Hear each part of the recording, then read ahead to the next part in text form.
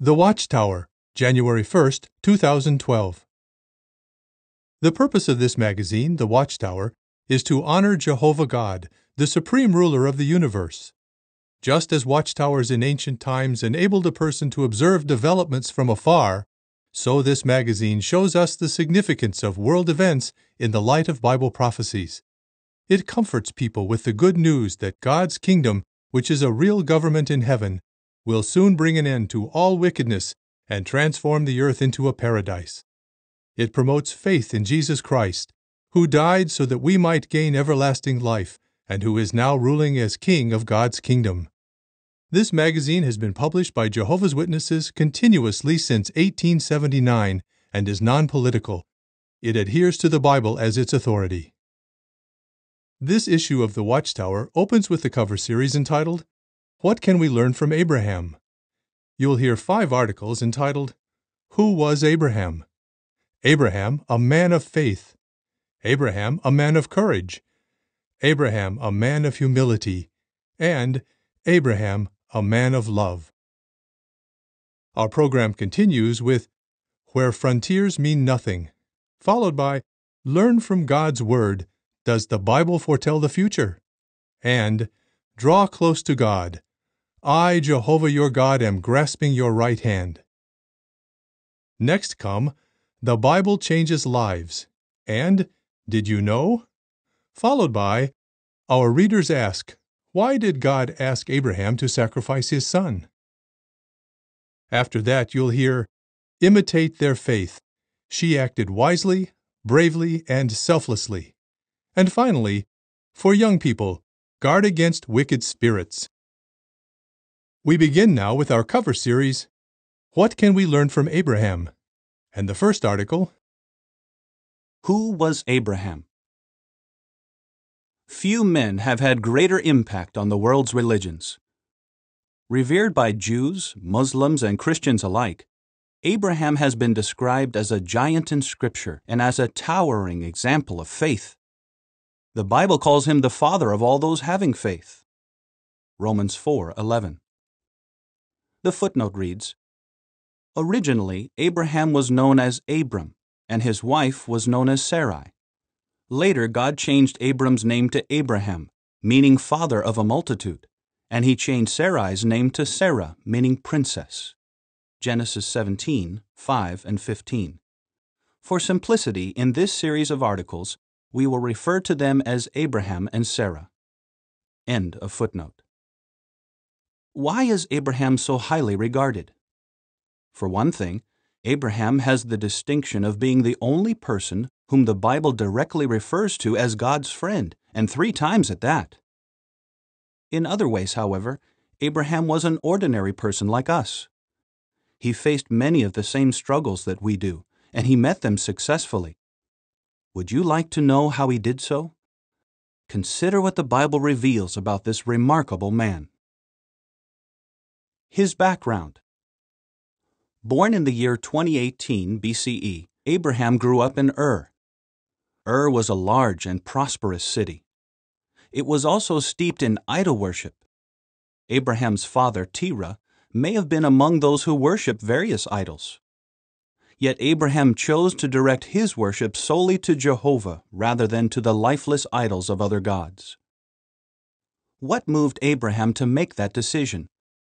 Well, his life overlapped that of Noah's son Shem by 150 years. If he associated with that much older man, how might he have been affected? Abraham could have learned firsthand from Shem what it was like to survive the global flood. He may also have learned the importance of worshiping Jehovah, the God who had preserved Shem and his family through that deluge. Whether it was through Shem or by some other means, Abraham responded favorably to what he learned about the true God. When Jehovah, the examiner of hearts, observed Abraham, he saw something good in the man, and he helped to make the good grow. Proverbs 17:3. His life. Abraham lived a full and exciting life, one that was often challenging but never meaningless. Consider just a few of the things he experienced. While Abraham was living in Ur, God directed him to leave the land of his birth and head out to a land that he would show him. Although Abraham and Sarah did not know all the details, where they were going or why God was asking them to leave, they obeyed. Abraham and Sarah eventually came to dwell in tents in the land of Canaan, living as sojourners for the rest of their lives. While Abraham and Sarah were still childless, Jehovah promised to make a great nation out of Abraham. Jehovah added that all the families of the earth would be blessed by means of Abraham. Jehovah later affirmed that promise. He told Abraham that his offspring would become numerous, like the stars of heaven.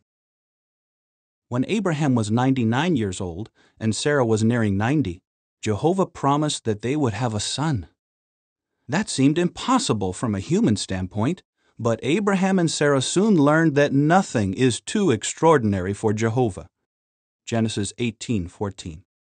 1 year later, at the age of 100, Abraham became father to a son, whom he named Isaac. God specifically promised that through Isaac, great blessings would come to mankind. A number of years later, Jehovah made a very unusual request of Abraham. He asked Abraham to sacrifice his beloved son Isaac, although the young man was unmarried and had no children. Though the prospect of losing his son must have pained him, Abraham prepared to obey and offer Isaac as a sacrifice. Abraham firmly believed that God had the power to resurrect Isaac if necessary, in order to make his promises come true. At the crucial moment when Abraham was about to offer up his son, God intervened, sparing Isaac's life. He commended Abraham for his outstanding obedience. Jehovah then repeated his earlier promises to Abraham. After 175 years of life, Abraham fell asleep in death. He died in a good old age, says the Bible, adding that he was old and satisfied. Genesis 25:7 and 8. Abraham thus experienced the fulfillment of another promise made by God, namely that he would enjoy a long life before dying in peace. The following is supplementary information. A pivotal character in Bible history. In its first 10 chapters, the Bible book of Genesis recounts the life histories of several men of faith, including Abel, Enoch, and Noah. Yet, it devotes most of the next 15 chapters to the life of one man, Abraham. Moreover, the Bible first mentions some of its most important concepts in connection with Abraham. For example, in Abraham's life story we find the first reference to God as a shield for or protector of his servants, the first mention of putting faith in God, the first occurrence of the word prophet, the first reference to a parent's love. Returning to the article. His legacy. Abraham is far more than a religious or historical figure from the distant past.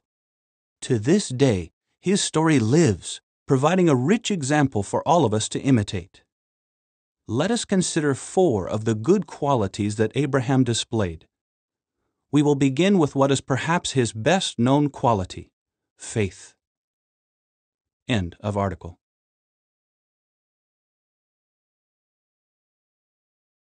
Abraham, a man of faith. Abraham stands outside in the stillness of evening. As he looks up at the bright, starry heavens, he cannot help but think of God's promise that his offspring will become as numerous as those luminaries. To Abraham, the stars are a visible reminder of Jehovah's promise. They are also a guarantee. After all, if Jehovah has the power to create the vast universe and everything in it, can he not also enable Abraham and Sarah to have a child? Such is the nature of Abraham's faith. What is faith? As used in the Bible, faith refers to firm belief in something unseen. Such belief is based on solid evidence. A person with faith in God focuses on the fulfillment of Jehovah's promises, confident that they are as good as done. How did Abraham display faith? Abraham demonstrated that he believed God's promises. In faith, Abraham left the country of his birth, confident that Jehovah would keep his promise to show him a different land. In faith, Abraham wandered through Canaan, sure that his offspring would eventually possess that land. And in faith, Abraham obediently attempted to offer Isaac as a sacrifice, confident that, if need be, Jehovah would resurrect Isaac. Abraham focused on the future rather than on the past. Although Abraham and Sarah may have enjoyed a more comfortable lifestyle in Ur than they did in Canaan, they did not keep thinking about the country they had left. Hebrews 11:15, today's English version. Rather, they focused on how God would bless them and their descendants in the future. Was Abraham's faith well-founded? Without question. Jehovah kept every one of his promises. Abraham's offspring eventually multiplied into the nation known as Israel. In time, the Israelites came to dwell in Canaan, the very land that Jehovah had promised to Abraham. What are the lessons for us? We can be confident that Jehovah will keep his promises. Even if some of them seem impossible from a human standpoint, we trust that with God, all things are possible. Matthew 19:26. Abraham's example also teaches us to focus not on how things were in the past, but on what we will enjoy in the future. That is what a man named Jason has learned to do. Jason suffers from a debilitating disease that has left him completely paralyzed. I must admit that there are times when I find myself thinking about the past, says Jason. He adds, "It's the little things that I miss the most, things like hugging my wife, Amanda." Nevertheless, Jason has absolute faith that Jehovah will fulfill his promises, including the promise that our earth will soon become a paradise and that faithful humans will be granted everlasting life in perfect health. I remind myself that the best of times are yet ahead, says Jason, explaining, "Soon, this will all be over. The stress, the anxiety, the sadness, the guilt, and it will be gone forever." What an excellent example of faith like that of Abraham. End of article.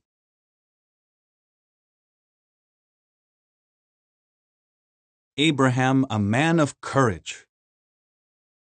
Abraham looks at his family and servants as they prepare to head out into Canaan. Surveying this large group of people who depend on him for their livelihood, Abraham keenly senses his responsibility toward them. How will he provide for their material needs while in an unknown land? Might such a task have been easier back in Ur, a prosperous area with extensive pastures, fertile soil, and an ample water supply? What if he becomes ill or dies in the new land? Who will take care of his family? If Abraham has any such worries, he does not let his fears paralyze him. He is determined to act, to obey God's commands, come what may, a sign of true courage. The following is supplementary information. A godly woman and a precious wife. Sarah was married to an outstanding man of faith. But this godly woman herself set an example worthy of note. In fact, the Bible 3 times mentions her by name as someone whose example godly women do well to imitate. Although the Scriptures reveal relatively little about this remarkable woman, we are nonetheless able to glimpse a beautiful picture of her. Think, for example, of Sarah's initial reaction when Abraham informed her of God's direction to leave Ur. Did she wonder where they were headed and why? Did she have concerns about their material needs? Did she feel sad at the thought of leaving her friends and family, not knowing when, if ever, she would see them again? Undoubtedly, such thoughts crossed her mind. Even so, she willingly left, trusting that Jehovah would bless her for her obedience. In addition to being an obedient servant of God, Sarah was an excellent wife. Rather than competing with her husband for control of the affairs of the family, Sarah cultivated heartfelt respect for her husband, lovingly supporting him as he guided their family. In so doing, she adorned herself, made herself beautiful by her positive inner qualities. Can such traits benefit wives today? Sarah's example has taught me that I should feel free to speak up and express my viewpoint to my husband, says a woman named Jill who has been happily married for over 30 years. At the same time, she continues, as head of the family, my husband has the responsibility to make the final decision. Once he has done so, it's my job to do whatever I can to make that decision work. Perhaps the most touching lesson we learn from Sarah is this. Although she was very beautiful, Sarah did not allow her physical beauty to cause her to become proud. Rather, she humbly supported Abraham through the ups and downs of their life together.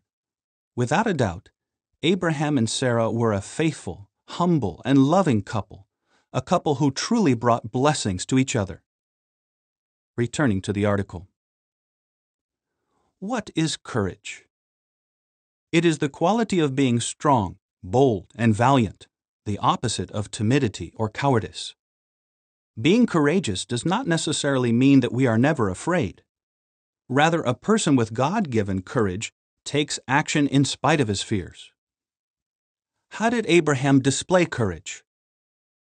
Abraham was willing to go against the crowd. Abraham grew up in an environment where people worshipped a multitude of gods and idols.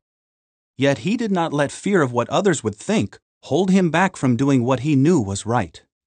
Rather, Abraham boldly took a different course in life, choosing to worship only one God, the Most High God, Jehovah.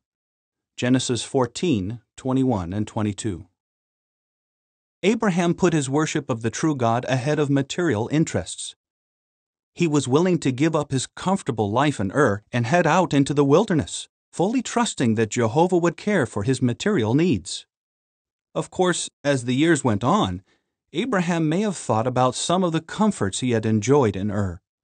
But Abraham was certain that Jehovah would always provide for him and his family. Clinging to Jehovah as the most important person in his life, Abraham found the courage to obey God's commands. What are the lessons for us? We can imitate Abraham by cultivating the courage to obey Jehovah, even if others around us do not do so. For example, the Bible teaches that those who take a stand for their belief in Jehovah God may be opposed, perhaps by well-meaning friends or relatives. When we are convinced of what we have learned about Jehovah, however, we stand up for our beliefs, doing so in a respectful manner. We can also trust in God's promise that He will provide for those who place their faith in Him. Such trust gives us the courage to center our lives on spiritual things rather than on material concerns. Consider how one family has done just that. Although having 2 young sons, Doug and Becky wanted to move to a country where there was a greater need for preachers of the Bible's good news. After careful research and fervent prayer, they decided to go ahead with their plans. It took courage to pack up the kids and move, not knowing exactly how things would work out for us, says Doug. But early in our decision-making process, we discussed the example of Abraham and Sarah. Thinking about how they trusted in Jehovah and how He never let them down really helped us. Regarding their life in a foreign land, Doug says, "We've been blessed in a tremendous way." He explains, "Because our lifestyle is much simpler, we are able to spend most of our day together as a family, preaching, talking with one another, and playing together with the boys. It's a feeling of freedom that is difficult to put into words." Of course, not everyone is in a position to make such a drastic adjustment. Yet all of us can imitate Abraham's example by giving priority to our worship of God, trusting that He will be there to support us. When we do so, we are heeding the Bible's admonition found at Hebrews 13:5 and 6, to be of good courage and say, "Jehovah is my helper. I will not be afraid." End of article.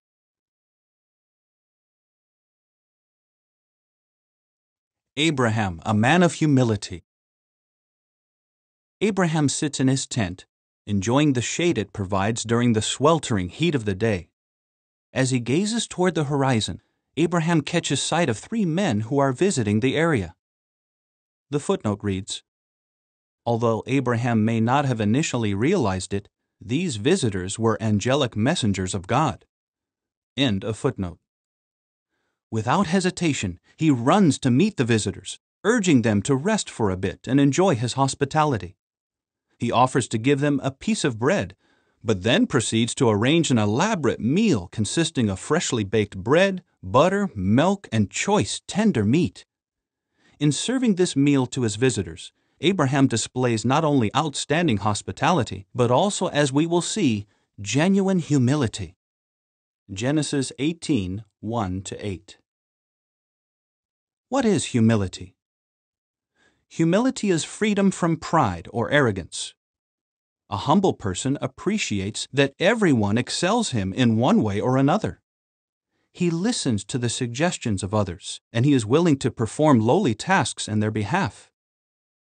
How did Abraham display humility? Abraham gladly served others. As mentioned at the outset, when Abraham caught sight of the three visitors, he immediately set out to accommodate their needs. His wife Sarah quickly began preparing a meal. Notice, though, who was also doing much of the work.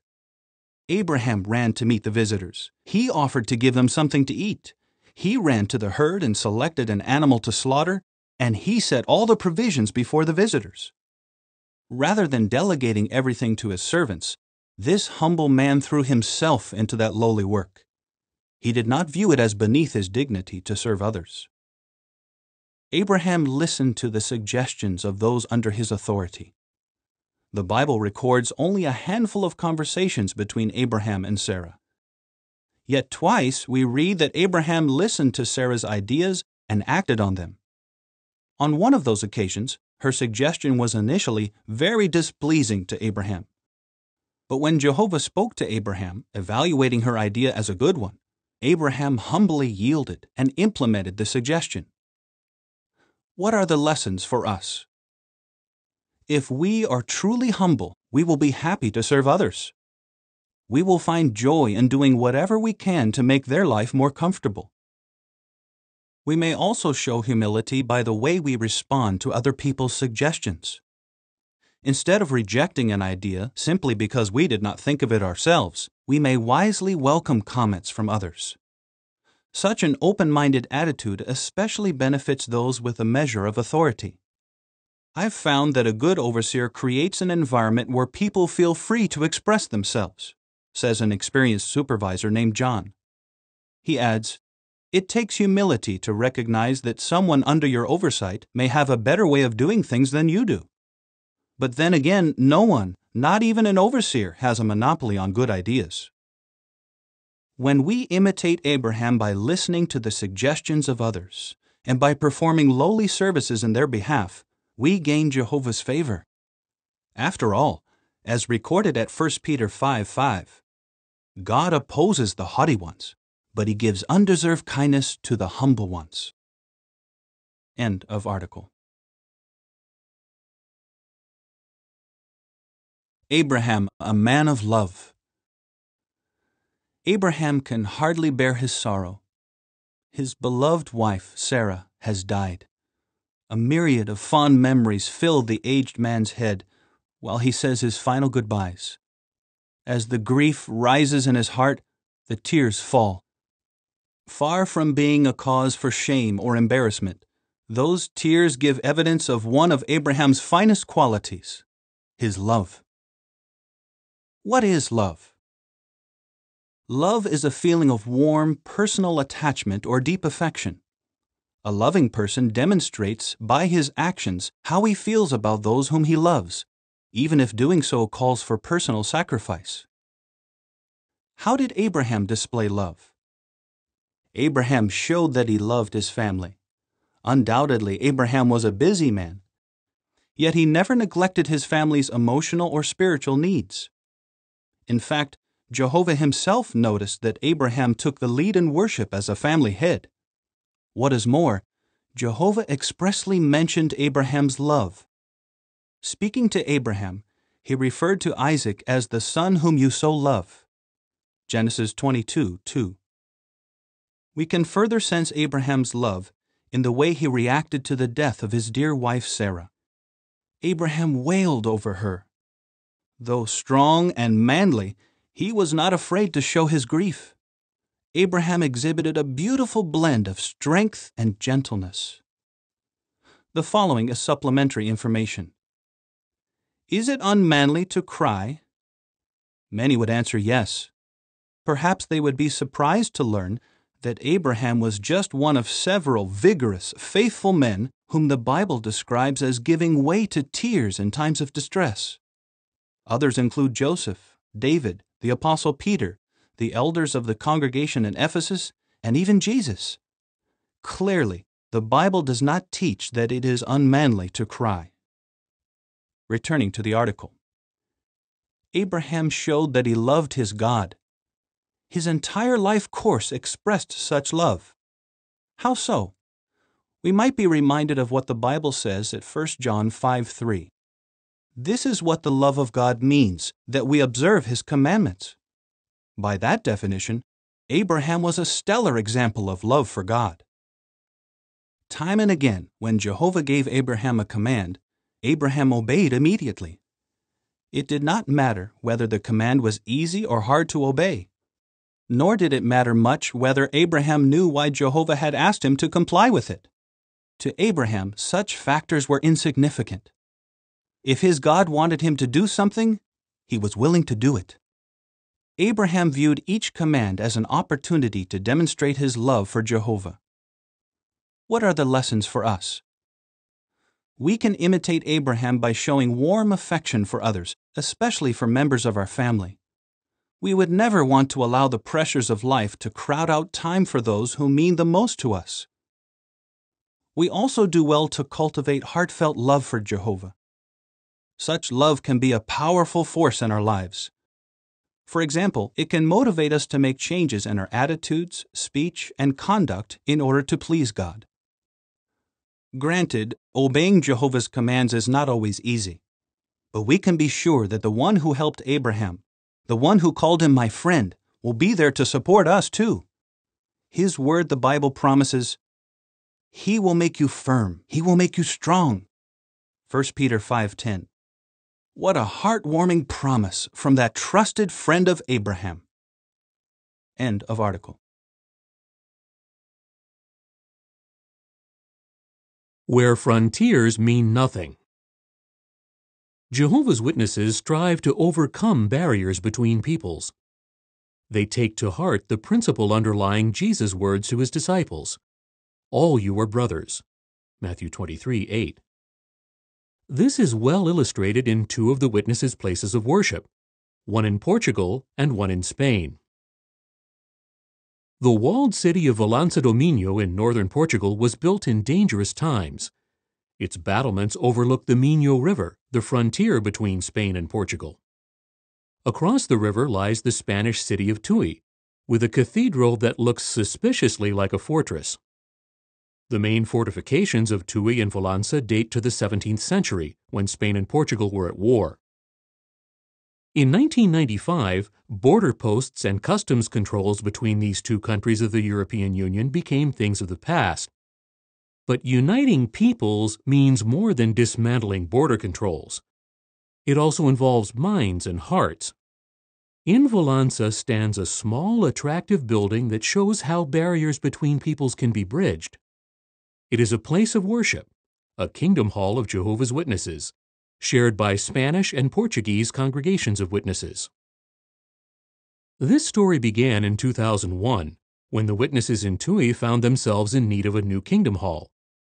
They had to vacate their rented premises, and they lacked sufficient funds to build a new hall. Even rented property was beyond their budget, since the congregation was not a large one. So these Spanish witnesses asked their Portuguese brothers in Valença if they would mind sharing their hall, which lay just a couple of miles or kilometers from the center of Tui.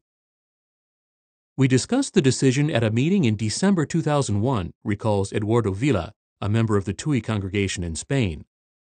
I realized when I left that meeting that Jehovah had touched the hearts of our Portuguese brothers. They had made great sacrifices to build an attractive kingdom hall, and it was faith-strengthening to see that they were willing to share what they had. We welcomed the Spanish brothers to our kingdom hall, says Americo Almeida, a Portuguese witness who was present at the same meeting. We trusted that Jehovah would bless this arrangement, and we made the decision unanimously. The witnesses from both sides of the border get along well together. It may seem strange, but we don't even notice that we are from two different countries. We are just spiritual brothers, says Paulo from Valença. One of the first things visitors notice inside the Kingdom Hall is the two identical clocks on the rear wall, telling different times. Spain is 1 hour ahead of Portugal, but the difference in time zones is the only discordant note in the Kingdom Hall. When the building needed renovation, a regional building committee based in Spain supervised enthusiastic workers from both congregations. Many professionals came from Spain to help us, some from over 100 miles or 160 kilometers away, recalls Paulo. The project cemented bonds of affection between the congregations. Let us consider a second example of overcoming the challenges of frontiers. Unity in a divided valley. Foretell is a Spanish city on the border with France. It lies in the heart of a fertile valley surrounded by lofty peaks of the Pyrenees Mountains. The whole valley, known as Cerdaña, was once part of Spain. But in 1659, in a peace accord known as the Treaty of the Pyrenees, Spain ceded half the valley to France. Today, French people do their shopping in Foretell, the principal city of the valley. And since 1997, Jehovah's Witnesses in Foretell have also opened the doors of their Kingdom Hall to their French counterparts. In that year, the French witnesses had to leave their rented property. The nearest Kingdom Hall in France was an hour's drive away, and during winter months, the high mountain pass that travelers must cross to reach it is often snowbound. When the French witnesses explained their urgent need of a meeting place, the Spanish witnesses immediately offered their own Kingdom Hall. All the Spanish brothers felt enthusiastic about sharing the hall, remembers Prem, a local witness. Of course, this spirit sprang from the scriptural training we had received over the years. A couple of weeks later, we began sharing our Kingdom Hall, and we have been together for the past 13 years. Foretell was the ideal place for us to have a Kingdom Hall, explains Eric, an overseer in the French congregation. And I still remember the warm welcome that the Spanish congregation gave us. They adorned their hall with a large bunch of flowers and a sign reading, "You are welcome, dear brothers and sisters." People assumed that the closing of our Kingdom Hall in France meant that the congregation had disappeared, Eric adds. But our regular preaching in the area, which included the distribution of printed invitations to attend our meetings in Spain, soon revealed otherwise. Interested people are happy to come to the hall in Spain. Furthermore, the fact that we share a hall with our Spanish brothers has drawn us closer together. Before, we knew that there was a Spanish congregation on the other side of the border, but we had little contact. Now that we see one another regularly, we do not feel so isolated in this remote mountain valley. Did cultural barriers create any uneasiness? When I learned that our meetings would be held across the frontier in Spain, I felt somewhat concerned, confessed a French witness in her 80s. But thanks to the welcome and friendliness of the brothers in Foretell, the change presented no problem whatever. On the contrary, it has been an opportunity to affirm the international unity of Jehovah's people. The foundation of a closer union. The founders of European Union stated that member countries were determined to lay the foundations of an ever closer union among the peoples of Europe. The dismantling of border posts in the 1980s and 1990s was designed to accelerate this process. But barriers also need to be overcome in the mind. Jehovah's Witnesses work hard to eradicate prejudice and mistrust. They understand that diversity enriches their ranks and that God is not partial. Acts 10:34. At their international conventions and in their kingdom halls, they have seen how good and how pleasant it is for brothers to dwell together in unity. Psalm 133:1. The unity that witnesses from Valença and Foretell have forged with their brothers from neighboring countries is living proof of that. End of article. Learn from God's Word. Does the Bible foretell the future? This article considers questions you may have raised and shows where you can read the answers in your Bible. Jehovah's Witnesses would be pleased to discuss these answers with you. 1. Are Bible prophecies specific? Only Almighty God can foresee the future in detail.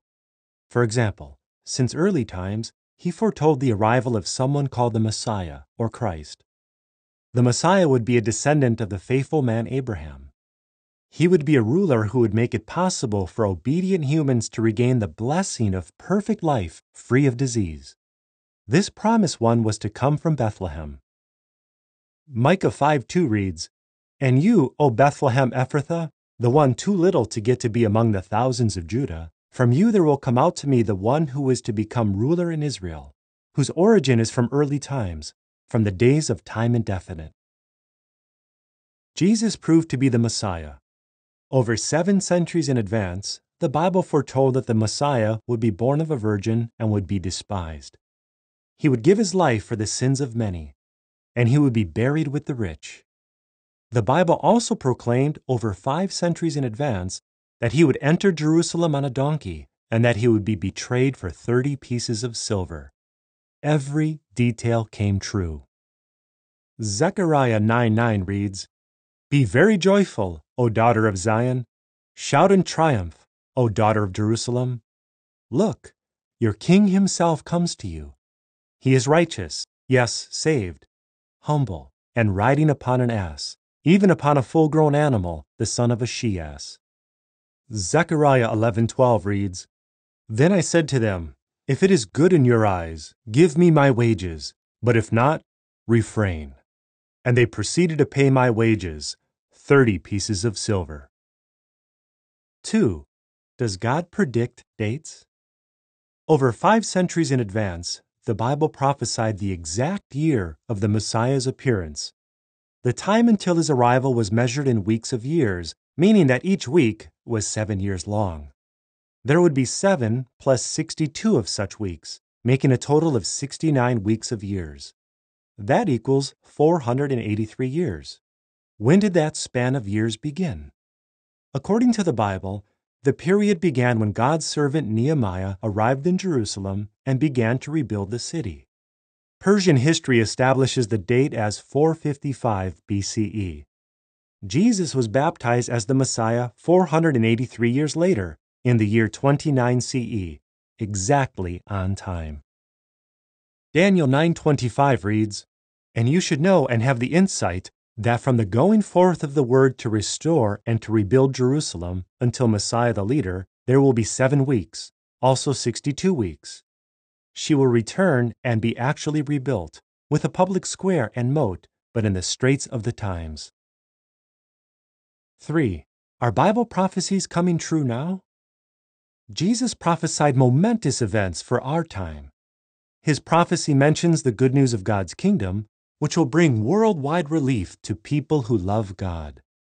The kingdom will bring an end to the entire wicked system of things in which we live. Matthew 24:14 reads, "And this good news of the kingdom will be preached in all the inhabited earth for a witness to all the nations, and then the end will come." Verses 21 and 22 read, "For then there will be great tribulation, such as has not occurred since the world's beginning until now, no, nor will occur again.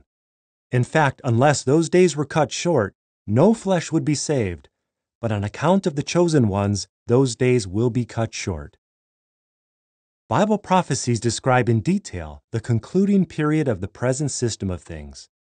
The Bible revealed that in contrast with what might be expected in an age of progress, people would be ruining the earth.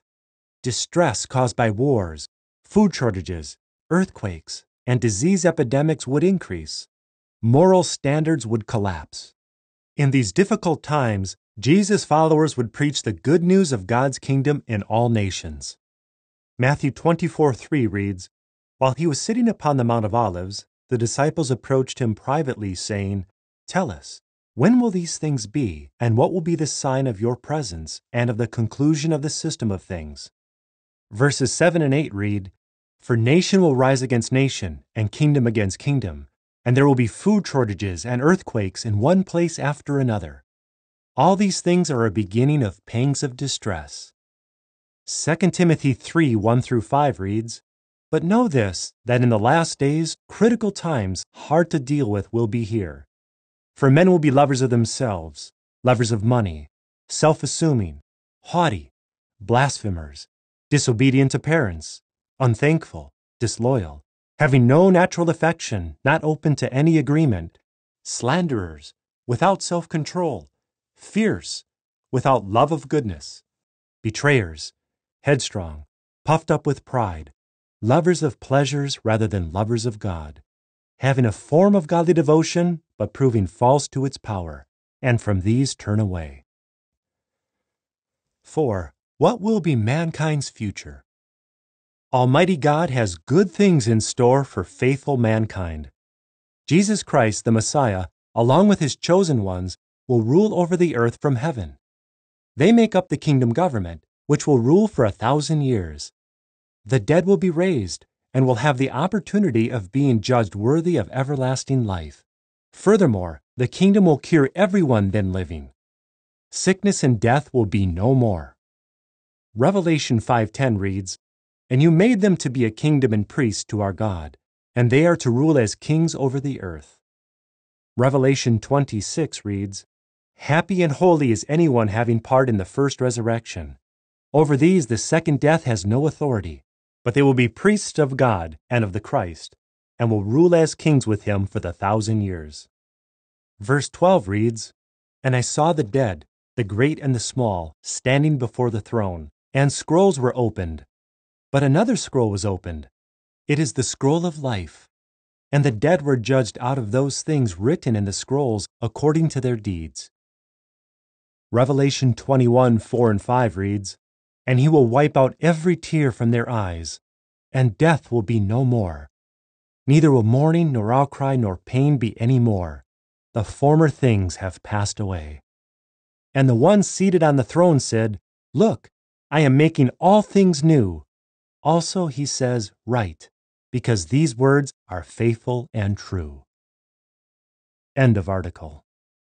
Draw close to God. I, Jehovah your God, am grasping your right hand. "Hold my hand," says a father to his young son as they get ready to cross a busy street. With his father's strong hand wrapped around his tiny fingers, the boy feels safe, unafraid. Have you ever wished that someone could take your hand and safely lead you through life's uncertainties? If so, you may find comfort in the words recorded by Isaiah. Isaiah 41:10 reads, "Do not be afraid, for I am with you. Do not gaze about, for I am your God. I will fortify you. I will really help you. I will really keep fast hold of you with my right hand of righteousness." Verse 13 reads, "For I, Jehovah your God, am grasping your right hand, the one saying to you, 'Do not be afraid, I myself will help you.'" Isaiah directed his words to Israel. Though God viewed that nation as his special property, it was surrounded by enemies. Did Israel need to fear? Jehovah used Isaiah to convey a reassuring message. As we examine those words, let us keep in mind that they also apply to God's worshippers today. "Do not be afraid," urges Jehovah. Isaiah 41:10.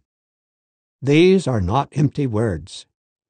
Jehovah explains why his people do not need to fear. "For I am with you." He is not a distant source of aid, promising only to arrive in time to help in moments of need. He wants his people to know that he is with them, as if by their side, ever ready to support them. Is that not a comforting thought? Jehovah further assures his worshippers, saying, "Do not gaze about." Verse 10. The Hebrew verb used here can refer to those who look about in all directions to see whether there is anything that can harm them. Jehovah explains why his people do not need to look over their shoulder in fear. "For I am your God." What could be more reassuring than that? Jehovah is the Most High, the Almighty One. Psalm 91:1. With the all-powerful Jehovah as their God, why should they fear? What then can Jehovah's worshippers expect from him?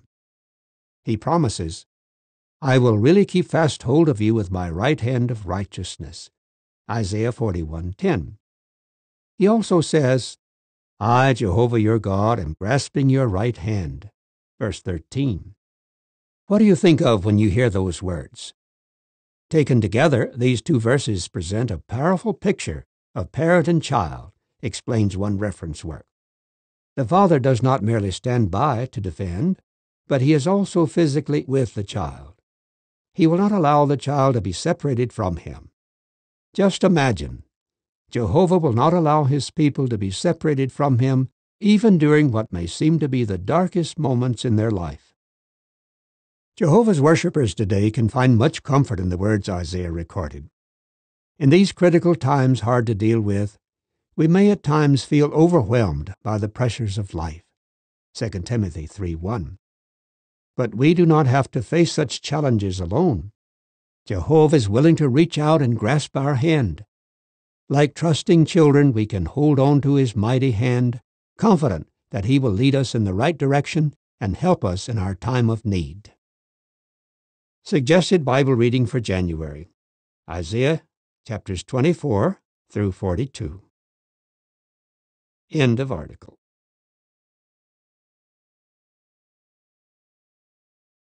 The Bible Changes Lives.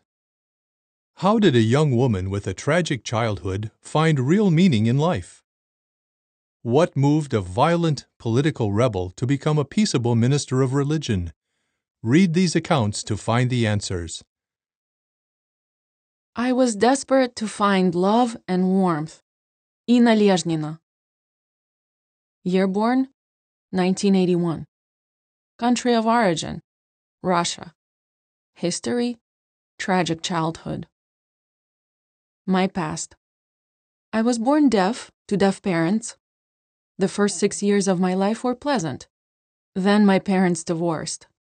Even though I was very young, I understood what divorce meant, and it hurt me deeply. After the divorce, my father and my older brother stayed in Troitsk, while my mother moved to Chelyabinsk and took me with her. In time, she remarried. My stepfather was an alcoholic, and he often beat my mother and me. In 1993, my beloved older brother drowned. The accident came as a big shock to our family. My mother took to drinking, and she joined my stepfather in mistreating me. I began to search for a better life. I was desperate to find love and warmth. I started attending different churches, looking for comfort, but I found none. How the Bible changed my life. When I was 13 years old, a classmate, who was one of Jehovah's Witnesses, told me some stories from the Bible. I enjoyed learning about such Bible characters as Noah and Job, who served God despite difficult circumstances. Soon I was studying the Bible with the witnesses and attending their meetings. Studying the Bible opened my eyes to many beautiful truths. I was touched to learn that God has a name. I was impressed to see how accurately the Bible foretold conditions that would exist during the last days. 2 Timothy 3:1-5. And I was thrilled to learn about the hope of the resurrection. Just think, I will see my brother again. However, not everyone shared my newfound joy. My mother and my stepfather were hostile towards Jehovah's Witnesses. They tried to pressure me into quitting my Bible study. But I loved what I was learning, and I wasn't about to quit. It was not easy to cope with the opposition from my family. Another blow came when my younger brother, who had accompanied me to meetings of Jehovah's Witnesses, also drowned. Yet the witnesses were always there for me. Among them, I found the love and warmth that I had longed for my whole life. I knew that this must be the true religion. In 1996, I was baptized as one of Jehovah's Witnesses. How I have benefited. For the past 6 years, I've been married to a wonderful man named Dmitry. Together, we serve at the branch office of Jehovah's Witnesses in St. Petersburg. In time, my parents' attitude toward my belief softened. I am so thankful to know Jehovah. Serving him has given my life real meaning. I was troubled by many questions. Raudel Rodriguez Rodriguez. Year born, 1959. Country of origin, Cuba. History, political rebel. My past. I was born in Havana, Cuba, and was raised in a poor neighborhood where street brawls were common. As I grew up, I developed an interest in judo and other combat sports. I was a good student, and my parents encouraged me to go to a university. While there, I began to feel that the political system of my country needed to change. I decided to rebel. A classmate and I attacked a police officer, hoping to rob him of his gun. The struggle left the officer with serious head injuries. My classmate and I were put in prison for that attack and sentenced to death by firing squad. I was only 20 years old, yet I was about to die. In the loneliness of my prison cell, I rehearsed how I would behave before the firing squad. I didn't want to show any fear. At the same time, I was troubled by many questions. I wondered, why is there so much injustice in the world? Is this life all there is? How the Bible changed my life. Our death penalty was eventually commuted to a sentence of 30 years in prison. It was at this point that I met some of Jehovah's Witnesses who were imprisoned for their religious beliefs. I was impressed by the witnesses' courageous yet peaceable behavior. Though wrongly imprisoned, they were not angry or bitter. The witnesses taught me that God has a purpose for mankind. They showed me from the Bible that He will transform our earth into a paradise free of crime and injustice. They taught me that the earth will be filled with good people who will have the opportunity to live forever in perfect conditions. I enjoyed what I was learning from the witnesses, but my personality had little in common with theirs. I thought that being politically neutral or turning the other cheek would be impossible for me. So I decided to read the Bible on my own. When I finished, I realized that Jehovah's Witnesses are the only people who behave like the early Christians. From studying the Bible, I knew that I needed to make some drastic changes in my life. For example, I needed to clean up my speech, as I was in the habit of constantly using swear words. I also needed to quit smoking, and I would have to stop taking sides on political issues. It wasn't easy to make these changes, but with Jehovah's help, I gradually succeeded. One of the hardest changes was learning to control my temper.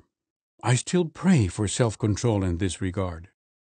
I have been greatly helped by such Bible verses as Proverbs chapter 16, verse 32, which says, "He that is slow to anger is better than a mighty man, and he that is controlling his spirit than the one capturing a city." In 1991, I was baptized as one of Jehovah's Witnesses. The baptism was performed in a barrel of water in the prison. The next year, some of us prisoners were released and sent to Spain because we had relatives there. Upon arriving in Spain, I immediately attended meetings of Jehovah's Witnesses. The witnesses there welcomed me as if I had been among them for years, and they helped me to start my life anew. How I have benefited. I am a happy man, serving God along with my wife and our daughters. I am privileged to spend most of my time helping others to learn the Bible.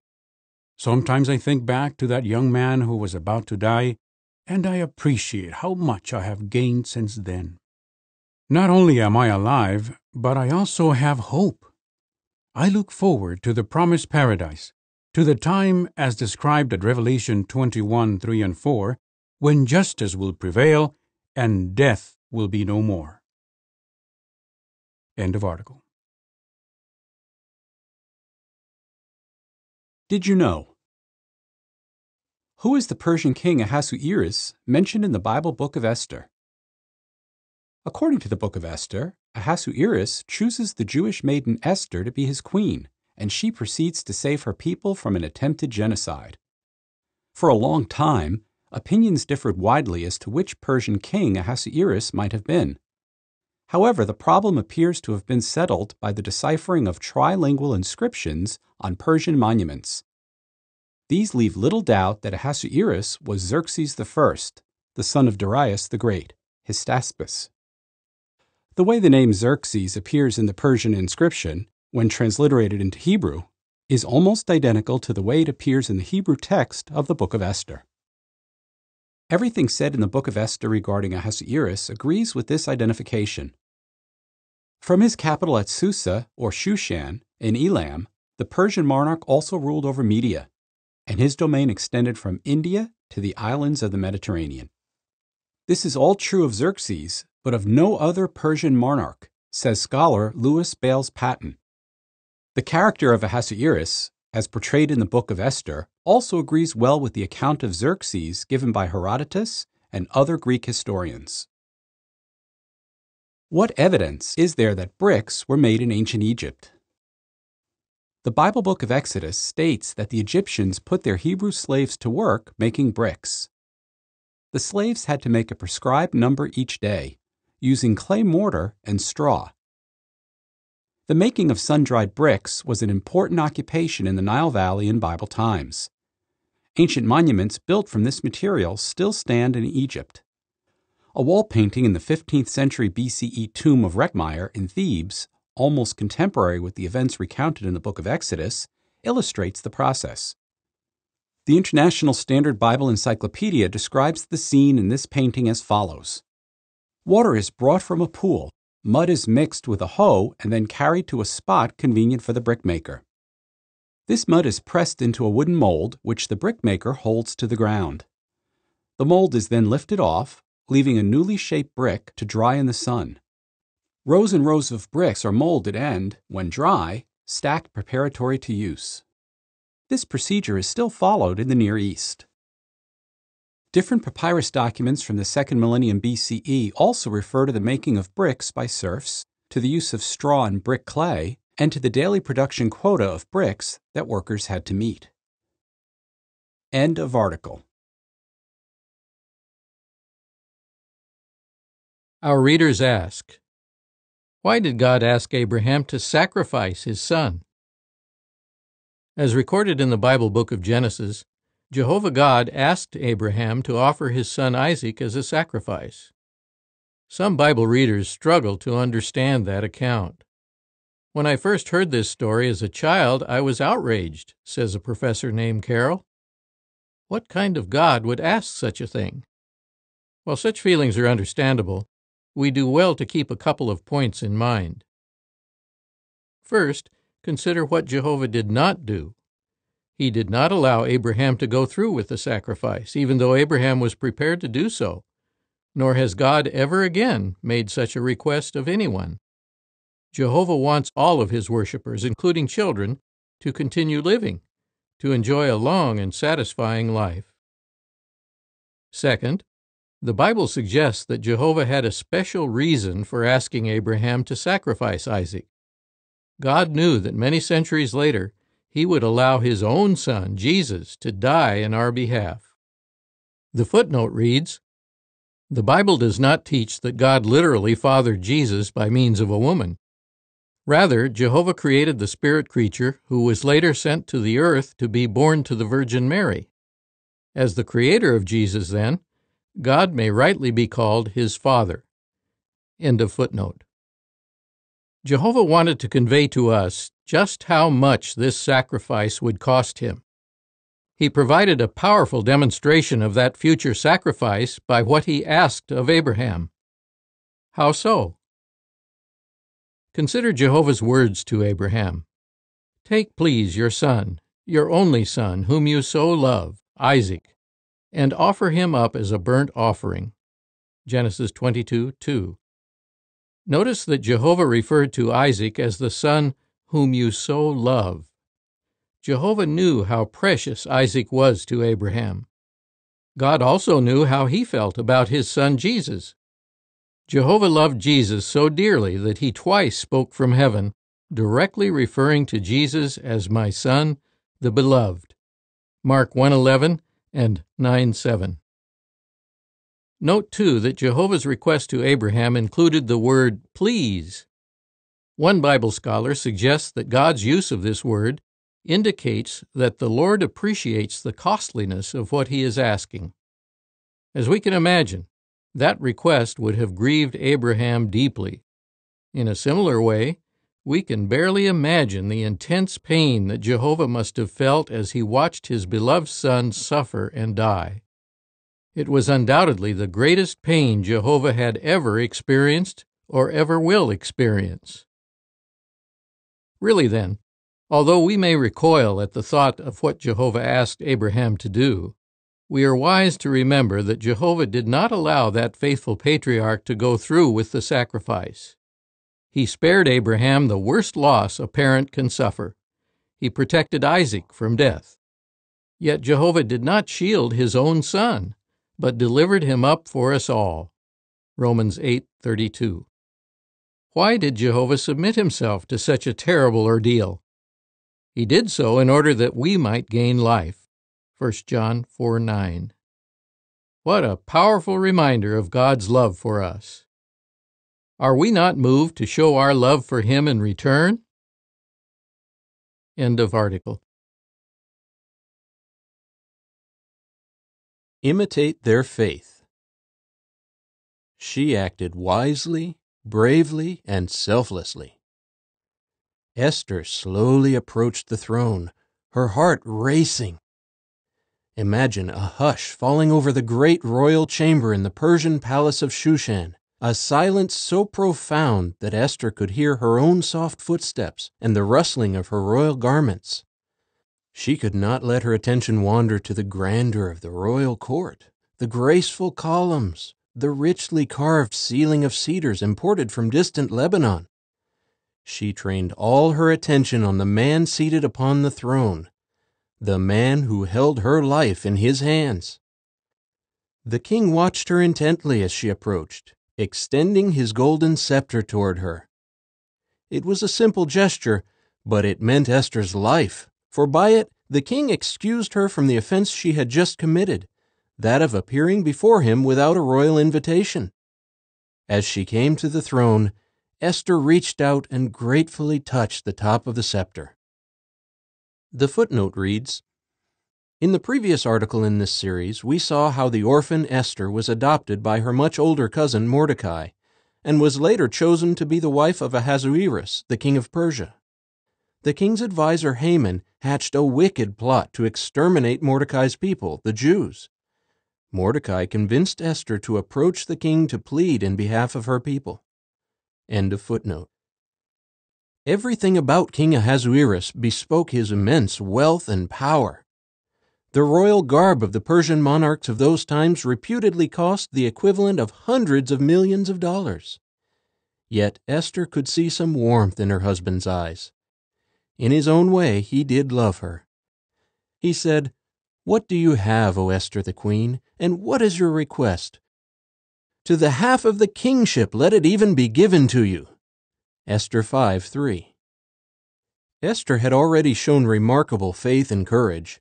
She came before the king to protect her people from a plot to wipe them all out. So far she had met with success, but greater challenges lay ahead. She had to convince this proud monarch that his most trusted advisor was a wicked man who had duped him into condemning Esther's people to death. How would she persuade him? And what can we learn from her faith? She wisely chose a time to speak. Should Esther have revealed to the king the whole problem in front of his court? Doing so might have humiliated him and given his advisor Haman time to dispute her charges. So what did Esther do? Centuries earlier, wise King Solomon was inspired to write, "For everything there is an appointed time, a time to keep quiet and a time to speak." Ecclesiastes 3:1-7. We may imagine Esther's adoptive father, the faithful man Mordecai, teaching the young woman such principles as she grew up under his care. Esther certainly understood the importance of choosing carefully the time to speak. Esther said, "If to the king it does seem good, let the king with Haman come today to the banquet that I have made for him." Esther 5:4. The king agreed and had Haman summoned. Can you see how wisely Esther spoke? she preserved her husband's dignity and created a more suitable setting for revealing her concerns to him. No doubt Esther prepared that feast carefully, seeing to it that in every detail she catered to her husband's preferences. The banquet included fine wine to encourage a happy mood. Ahasuerus enjoyed himself, and he was moved to ask Esther again what her petition might be. Was this now the time to speak? Esther thought not. Rather, she invited the king and Haman to come to a second banquet on the following day. Why did she delay? Remember, all of Esther's people were facing death by the king's decree. With so much at stake, Esther had to be sure that the moment was right. So she waited, creating yet another opportunity to show her husband how highly she regarded him. Patience is a rare and precious quality. Though distressed and eager to speak her mind, Esther patiently waited for the right moment. We can learn much from her example, for all of us have likely seen wrongs that need to be put right. If we seek to convince someone in authority to address a problem, we may need to imitate Esther and be patient. Proverbs 25:15 says, "By patience a commander is induced, and a mild tongue itself can break a bone." If we wait patiently for the right moment and speak mildly as Esther did, even opposition as hard as bone may be broken. Did Esther's God Jehovah bless her patience and wisdom? Patience paves the way for justice. Esther's patience paved the way for a remarkable chain of events. Haman left the first banquet in high spirits, joyful and merry of heart that the king and queen favored him so. As Haman passed through the castle gate, though, his eyes fell upon Mordecai, that Jew who still refused to pay him special homage. Mordecai's reasons had nothing to do with disrespect, but rather with his conscience and his relationship with Jehovah God. Yet Haman was immediately filled with rage. Esther 5:9. When Haman told his wife and friends of this slight, they urged him to prepare a huge stake over 72 feet, or 22 meters tall, and then to ask the king's permission to hang Mordecai on it. Haman liked their idea and immediately set about the task. Meanwhile, the king had an unusual night. The king's sleep fled, the Bible tells us, so he had the official records of state read aloud to him. Esther 6:1-3. The reading included the report of an assassination plot against Ahasuerus. He remembered the affair. His would-be murderers were caught and executed. What, though, about the man who had exposed the plot, Mordecai? Suddenly alert, the king asked how Mordecai had been rewarded. The answer? Nothing at all had been done for the man. Agitated, the king asked what court officials were available to help him correct this oversight. Of all people, Haman was in the king's court. Early, it seems, because he was eager to secure permission to execute Mordecai. But before he could make his request, the king asked Haman how best to honor a man who had won the king's favor. Haman assumed that the king had him in mind. So Haman devised a lavish honor. Clothe the man in royal garb and have a high official parade him around Shushan on the king's own horse, calling out the man's praises for all to hear. Imagine the expression on Haman's face when he learned that the man to be honored was Mordecai. And whom did the king assign to sing out Mordecai's praises? Haman. Haman grudgingly carried out what to him was an odious duty and then rushed home in distress. His wife and friends said that this turn of events could only bode ill. He was bound to fail in his fight against Mordecai the Jew. Because Esther was patient, waiting that one extra day to present her request to the king, Haman was given time to lay the basis for his own downfall. And might not Jehovah God have been behind the king's sleeplessness? Little wonder that God's word encourages us to show a waiting attitude. When we wait on God, we may find that His solutions to our problems far exceed anything we might have devised ourselves. She spoke up bravely. Esther dared not test the king's patience any further. At her second banquet she had to tell all. But how?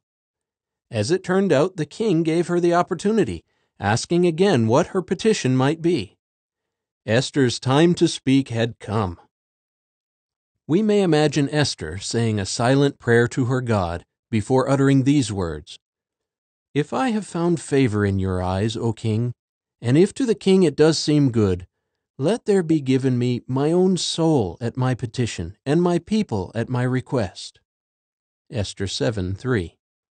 Notice that she assured the king that she respected his judgment regarding what seemed good. How Esther differed from Vashti, the king's previous wife, who had purposely humiliated her husband. Further, Esther did not criticize the king's folly of trusting in Haman. Rather, she begged the king to protect her from a danger to her own life. That request surely moved and amazed the king. Who would dare endanger his queen? Esther went on, "We have been sold, I and my people, to be annihilated, killed, and destroyed. Now, if we had been sold for mere men slaves and for mere maidservants, I should have kept silent. But the distress is not appropriate when with damage to the king." Esther 7:4. Note that Esther frankly exposed the problem, yet she added that she would have kept quiet about it if mere slavery had been the threat. This genocide, though, would be too costly to the king himself to keep quiet about it. Esther's example teaches us much about the art of persuasion. If you ever need to lay bare a serious problem to a loved one or even to a person in high authority, a mixture of patience, respect, and candor can be of great help. Ahasuerus demanded, "Who is this? And just where is the one who has emboldened himself to do that way?" Imagine Esther pointing a finger as she said, "The man, the adversary and enemy, is this bad Haman." Esther 7:5-7. The accusation hung in the air. Terror filled Haman. Picture the volatile monarch's face coloring as he realized that his trusted advisor had duped him into signing an order that would destroy his own beloved wife. The king stormed out into the garden to regain his composure. Haman, exposed as the scheming coward that he was, groveled at the queen's feet. When the king came back into the room and saw Haman pleading with Esther on her couch, he angrily accused Haman of attempting to rape the queen in the king's own home. That sounded the death knell for Haman. He was taken away, his face covered. One of the king's officials then spoke up, telling the king of the huge stake that Haman had intended for Mordecai. Ahasuerus immediately ordered that Haman himself be hanged upon it. In today's unjust world, it is easy to imagine that we will never see justice done. Have you ever felt that way? Esther never despaired, never turned cynical, never lost faith. When the time came, she spoke up bravely for what was right, and she trusted in Jehovah to do the rest. Let us do the same. Jehovah has not changed since Esther's day. He is still more than able to catch the wicked and cunning in their own traps, just as he did Haman. She acted unselfishly for Jehovah and for his people. At last, the king learned who Mordecai was, not only his loyal protector against assassination, but also the adoptive father of Esther. Ahasuerus bestowed Haman's position as prime minister on Mordecai. Haman's house, including his immense fortune, the king gave to Esther, who placed Mordecai over it. Now that Esther and Mordecai were safe, could the queen relax? Only if she were selfish. At that moment, Haman's decree to kill all the Jews was making its way to every corner of the empire. Haman had cast lots, or pur, evidently a form of spiritism, to determine the opportune time to carry out this vicious attack. The day was yet months away, but it was fast approaching. Could disaster still be averted?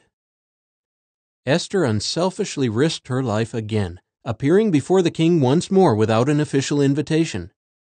This time she wept for her people, pleading with her husband to revoke the terrible edict. But laws passed in the Persian monarch's name could not be revoked.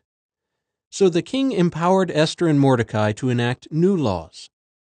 A second proclamation was sent out, giving the Jews the right to defend themselves. Riders sped to every part of the empire, taking the Jews this good news. Hope was kindled anew in many hearts. We may imagine the Jews throughout that vast empire arming themselves and preparing for battle, which they could never have done without that new edict. More important, though, would Jehovah of armies be with his people? 1 Samuel 17:45. When the chosen day finally came, God's people were ready. Even many Persian officials were on their side now, as news had traveled far and wide about the new prime minister Mordecai the Jew. Jehovah gave his people a great victory. He no doubt saw to it that lest his people faced terrible reprisals, their enemies suffered a thorough defeat. The footnote reads, "The king allowed the Jews a second day to finish their conquest of their enemies. To this day, the Jews commemorate that victory each spring in a festival called Purim, named after the lots that Haman cast in his quest to destroy Israel." End of footnote. Furthermore, Mordecai would never be safe to preside over Haman's house while 10 sons of that evil man still lived. They too were killed. A Bible prophecy was thus fulfilled, for God had earlier foretold the complete destruction of the Amalekites, who had proved to be wicked enemies of his people. The sons of Haman may well have been among the very last of that condemned nation. The following is supplementary information. A prophecy fulfilled. In fighting for God's people, Esther and Mordecai fulfilled another Bible prophecy. Over a dozen centuries earlier, Jehovah inspired the patriarch Jacob to foretell regarding one of his sons, "Benjamin will keep on tearing like a wolf. In the morning he will eat the animal seized, and at evening he will divide spoil." Genesis 49:27. In the morning of Israel's kingly history, Benjamin's descendants included King Saul and other mighty warriors for Jehovah's people. In the evening of that royal history, after the sun had set on Israel's kingly line, Esther and Mordecai, both of the tribe of Benjamin, warred effectively against Jehovah's enemies. In a sense, they also divided spoil in that Haman's vast estate went to them. Returning to the article. Esther had to take on her young shoulders her share of very heavy burdens, such as royal edicts involving war and execution. It could not have been easy. But Jehovah's will required that his people be protected from destruction. The nation of Israel was to produce the promised Messiah, the one source of hope for all mankind. Servants of God today are delighted to know that when the Messiah, Jesus, came to the earth, he forbade his followers from that time forward to take part in physical warfare. Nonetheless, Christians do engage in a spiritual warfare. Satan is ever more eager to destroy our faith in Jehovah God. What a blessing to have Esther as an example. Like her, may we show faith by our wise and patient use of persuasion, by our courage, and by our unselfish willingness to stand up for God's people. The following is supplementary information. Questions about Esther. Why did Mordecai allow Esther to marry a pagan unbeliever? There is no basis for the suggestion of some scholars that Mordecai was an opportunist who wanted Esther to wed the king for the sake of prestige. A faithful Jew, he would not have favored such a marriage. Ancient Jewish tradition holds that Mordecai tried to prevent the marriage. It seems unlikely that either he or Esther, mere foreigners in a land ruled by an autocrat who held a godlike status, would have had much choice in the matter. In time, it became clear that Jehovah used Esther's marriage as a means of protecting his people. Why does the book of Esther contain no mention of God's personal name, Jehovah? Mordecai was evidently the inspired writer of the book. Perhaps the book was at first kept with official Persian records before it was taken back to Jerusalem. The use of Jehovah's name might have moved worshippers of the Persian gods to destroy the book. In any case, Jehovah's involvement in the story is clear. Interestingly, God's personal name is concealed in the original Hebrew text by means of acrostics, wherein the phrasing appears to have been arranged deliberately so that the first or the last letters of successive words spell out God's name. Is the book of Esther historically inaccurate? Critics level that charge against the book. However, some scholars have noted that the writer of the book showed a remarkably detailed knowledge of Persian royalty, architecture, and customs. True, no mention of Queen Esther has been found in surviving secular documents, but Esther would hardly be the only royal personage who was erased from public records. What is more, secular records do show that a man named Mardukah, a Persian equivalent of Mordecai, served as a court official in Shushan at the time described in the book. End of article. For young people, guard against wicked spirits. Instructions. Do this exercise in quiet surroundings. As you read the scriptures, imagine that you are part of the events. Visualize the scenes. Hear the voices. Feel the emotions of the characters. Let the accounts come to life. Analyze the scenes. Genesis 6, 1-6 reads, Now it came about that when men started to grow in numbers on the surface of the ground, and daughters were born to them, then the sons of the true God began to notice the daughters of men, that they were good-looking. And they went taking wives for themselves, namely all whom they chose. After that Jehovah said, My spirit shall not act toward man indefinitely, in that he is also flesh. Accordingly, his days shall amount to 120 years. The Nephilim proved to be in the earth in those days, and also after that, when the sons of the true God continued to have relations with the daughters of men, and they bore sons to them. They were the mighty ones who were of old, the men of fame. Consequently, Jehovah saw that the badness of man was abundant in the earth, and every inclination of the thoughts of his heart was only bad all the time. And Jehovah felt regrets that he had made men in the earth, and he felt hurt at his heart. Acts 19, 11-20 reads, And God kept performing extraordinary works of power through the hands of Paul, so that even cloths and aprons were borne from his body to the ailing people, and the diseases left them, and the wicked spirits came out. But certain ones of the roving Jews who practiced the casting out of demons also undertook to name the name of the Lord Jesus over those having the wicked spirits, saying, I solemnly charge you by Jesus, whom Paul preaches. Now there were 7 sons of a certain Siva, a Jewish chief priest, doing this. But in answer, the wicked spirit said to them, I know Jesus, and I am acquainted with Paul, but who are you? With that, the man in whom the wicked spirit was leaped upon them, got the mastery of one after the other, and prevailed against them, so that they fled, naked and wounded, out of that house. This became known to all, both the Jews and the Greeks that dwelt in Ephesus, and a fear fell upon them all, and the name of the Lord Jesus went on being magnified. And many of those who had become believers would come and confess and report their practices openly. Indeed, quite a number of those who practiced magical arts brought their books together and burned them up before everybody. And they calculated together the prices of them and found them worth 50,000 pieces of silver. Thus, in a mighty way, the word of Jehovah kept growing and prevailing. Describe the appearance of the Nephilim as you picture them.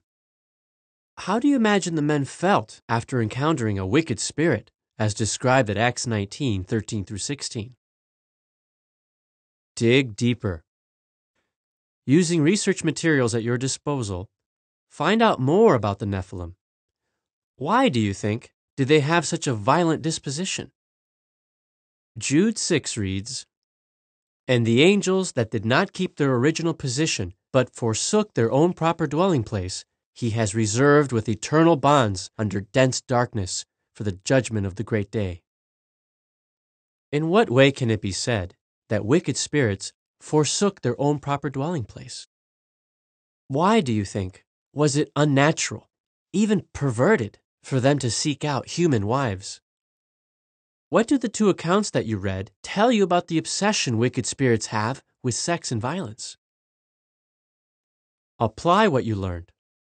Write down what you learned about the vicious and selfish disposition of wicked spirits.